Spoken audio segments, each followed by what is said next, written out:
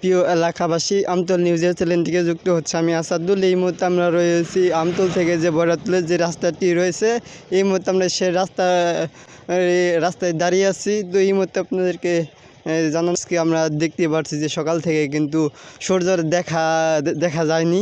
তো আমরা দেখতে পাচ্ছি যে সকাল থেকে কিন্তু প্রচুর কুয়াশা পড়ে আছে, সব অন্ধকার হয়ে আছে কুয়াশায়। তো এই কুয়াশার মধ্যে আমরা দেখছি পাশাপাশি কিন্তু যে গাড়ি ঘোড়া আজকে কিন্তু এই ঠান্ডার কারণে কুয়াশার কারণে কিন্তু এই রাস্তা দিয়ে আজকে কিন্তু যে গাড়ি ঘোড়া কম চলতেছে। আমরা দেখতে পাচ্ছি সকাল থেকে কিন্তু অনেকটাই গতকালকে এসে কিন্তু আজকে অনেকটাই গাড়ি ঘোড়ার এই রাস্তা দিয়ে কম চলতেছে। আমার সমস্যা একটু হইতেছে, তার কারণ সামনে থেকে ধরেন একটা গাড়ি আসতেছে, আমি তার দেখতে পারি না। দূরে থেকে আসলে এবার গাড়ি তো ফুল স্পিডে আসে। আমার এক ফ্রেন্ড কিছুক্ষণ আগে তার এই সামনের বাম্পার চলে গেছে আর একটা গাড়ি আসার জন্য কারণেই হয়। আর যদি রাস্তা ভালো ক্লিয়ার দেখা যায় ওই সময় আর হয় না। এই কুয়াশা রাস্তাঘাট দেখা যাচ্ছে না।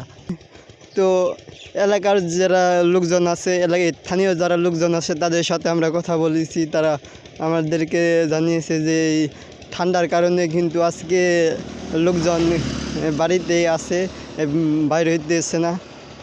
তারপরে যারা আমরা দেখতে পাচ্ছি যে কৃষিকাজ যারা কাজ করে তাদের কিন্তু অনেকটাই আমরা দেখতে পাচ্ছি যে ঠান্ডার কারণে তারা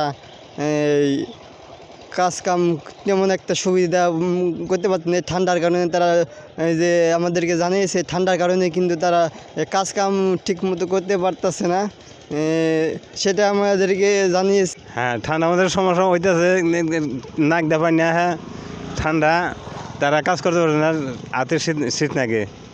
তো আজকে এই মতো আপনাদেরকে জানানোর চেষ্টা করলাম আজকে যে শীতের যে কুয়াশার কারণে সাধারণ যারা এই দিনমজুরি যারা কাজ করে তাদের এই শীতের মধ্যে কাজ করতে কতটুকু সমস্যা হয় এইটুকুই আপনাদেরকে জানানোর চেষ্টা করলাম। তো অবশ্যই আমাদের আরও নতুন নতুন সংবাদ পেতে সবাই আমাদের পাশে থাক।